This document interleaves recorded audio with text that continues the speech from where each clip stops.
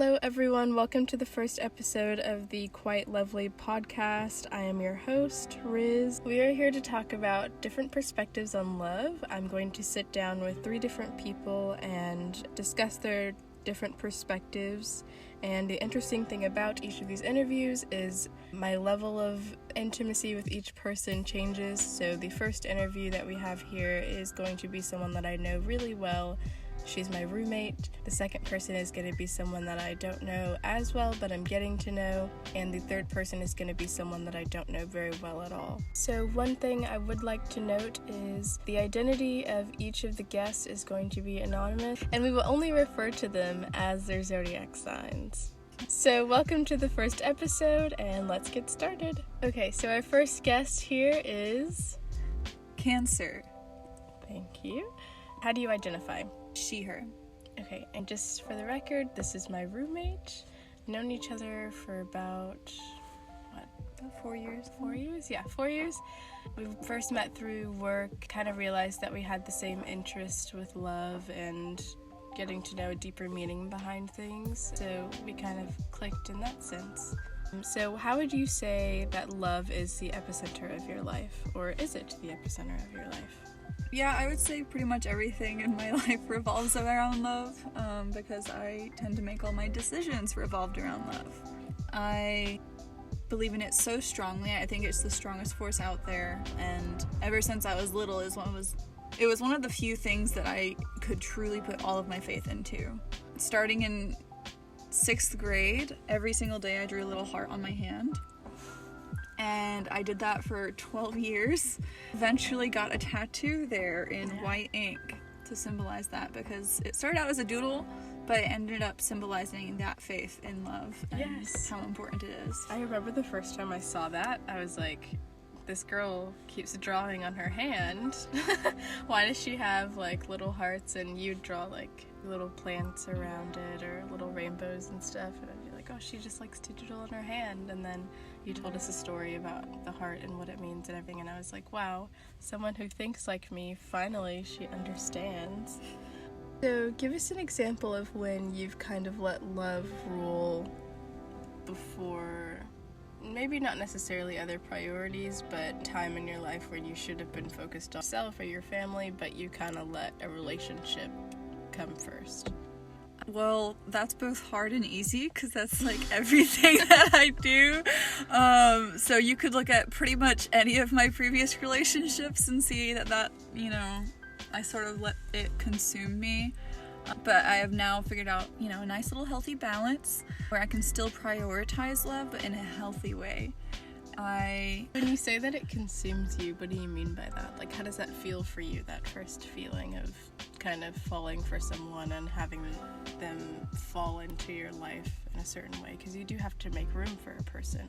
Yeah, but you remember in elementary school having your first crushes and how all-encompassing those crushes became, and they were all you thought about, and you doodled about them, and you made up stories about them in your head at night, and you just wanted to like go anywhere where they were going because you just wanted to see them. And so now we're adults, so all of that's just amplified and more serious and even more of a real emotion. At least that's how I see it. Yeah. I know not everyone is like that, but I know that I love very hard and very easy in all senses of the word.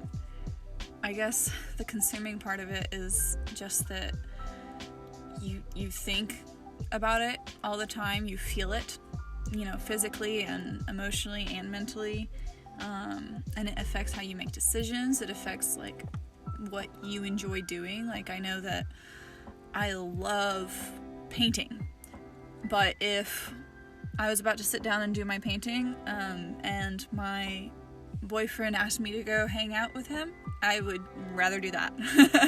Just because that's what it does. It affects everything so hard. So going off of that feeling of being pretty much consumed by it and not being able to focus and wanting to just be near that person all the time, you could probably safely assume that they'd become a little bit of a priority for you. How do you think that we're able to justify letting a feeling or something that you're not really able to see or touch hold a place in your life that is just so much more important than everything else that's going on. In 5th grade, I had a little thing, and it was called My Year Passbook, and in it you had different little prompts, and you would fill out your answers and pass it around the class, and everyone would fill out their answers. And there was one prompt where it asked you to rank these things and what you think their importance is. And it was wealth, family, health, and love. And I think I ranked it family, love, health, wealth. So even back then, I was able to recognize that even though it is just a feeling, like it's not maybe as important as your health to a lot of people, and it's not as important as, you know, having a roof over your head and being able to pay the bills, but at the same time, it is. At least to me it is. It's a compounding emotion, and it heals, and it, you know, inspires, and it gives people hope. So because it's a compounding emotion, if you give it out and you put it out there, it's just going to spread like wildfire and come back to you tenfold. And so when you put your love into someone or into something,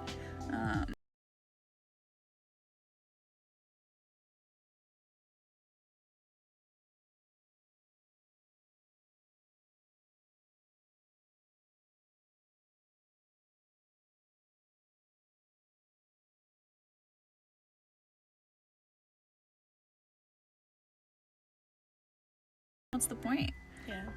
You would feel so incomplete, and it's so funny because it's something that we write movies about it, make books about it, and perform about it, and sing about it, but no one really understands the magnitude of the feeling until you're experiencing it yourself. And I feel like us being 21 and 22 years old, it's so rare for us to have that mindset of, I'm gonna put this first, because it is something that matters. And at the end of the day, if you don't have love, you are going to feel kind of empty. At least in my opinion, I feel like if I didn't have love in my life, I would feel extremely alone, and I wouldn't be able to properly express how I feel or see any kind of self-growth, because that's included in that. When you think about love, you have to think about yourself as well and put yourself first. So